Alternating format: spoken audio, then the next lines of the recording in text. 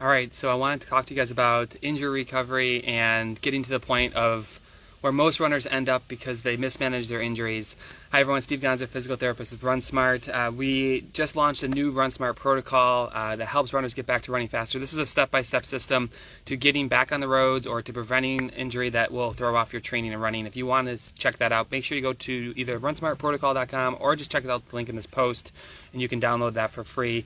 But what I'm talking about today is the dreaded 2 weeks off. So many runners, I'll kind of set the stage. So when runners start to get hurt, what they do first is they start to space their runs out, or they decrease their mileage actually. So they'll go, instead of running 30 miles a week, I'm going to run 20 miles a week. And what they then do when that doesn't work is they start taking their runs and spacing them out. So they'll go, okay, I'm starting to get hurt, I'm going to drop my mileage. Okay, that doesn't work. Now I'm going to start running every other day. And then now I'm running every third day and every fourth day. And what happens is you're running yourself out of running until you get to the point of, okay, I need to take some time off. So what I see most often is runners will take 2 weeks off and they try to jump back into it and see if that works. And that rarely ever works, and I want to explain why and give you guys a smarter way to handle injuries. So if you're not even injured now, this will make sense to you because I'm sure you've been injured in the past. But what you want to do instead, if you think about injuries, like let's say your knee is sore because you have a weak hip or a stiff ankle or something like that.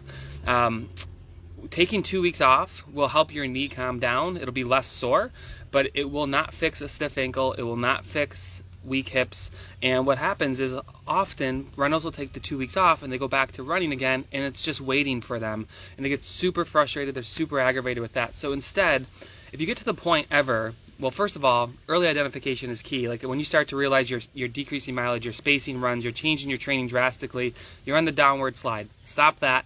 I would go and take a couple days off and go into some low load cross training like biking, elliptical, strength training.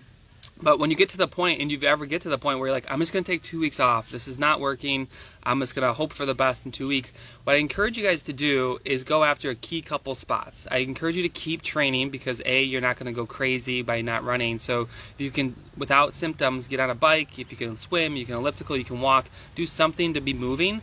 But often I find that runners can turn their injuries around very quickly in the time off if they go after glute strength, core strength, and ankle flexibility. Those are three things that tend to fix a lot of issues that runners have, but not all of them.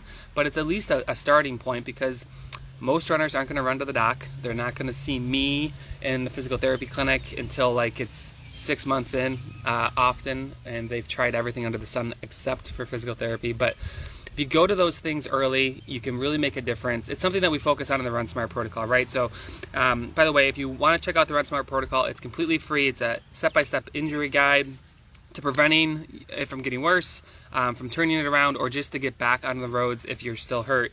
You can download it at the link in this post. But the first thing is early identification. The next thing is reloading the injury. And then you have to build back up. And then, like, how do you work all that in? Like, should I feel symptoms? Should I not feel symptoms? That's all included. But the 2 weeks off is something that's a huge mistake that runners make. And I don't want you guys to do that as well, because, again, the more consistently we run, the more consistently we train, not only are we a happier person and runner, but we can get faster and we can actually prevent injuries by staying on the road. So don't take 2 weeks off. If you are going to take some time off, make sure you work on hip strength, core strength, ankle flexibility. And if you want to check out the full RunSmart Protocol, go ahead and click on the link in the post and download that for free. And I think you guys will enjoy it. It's a step-by-step guide that I use all the time with all types of injuries. So talk to you guys soon, and I'm heading to the beach. I'm on vacation for a couple days, but I'll be back live here soon. All right, everyone, have a great day. Bye.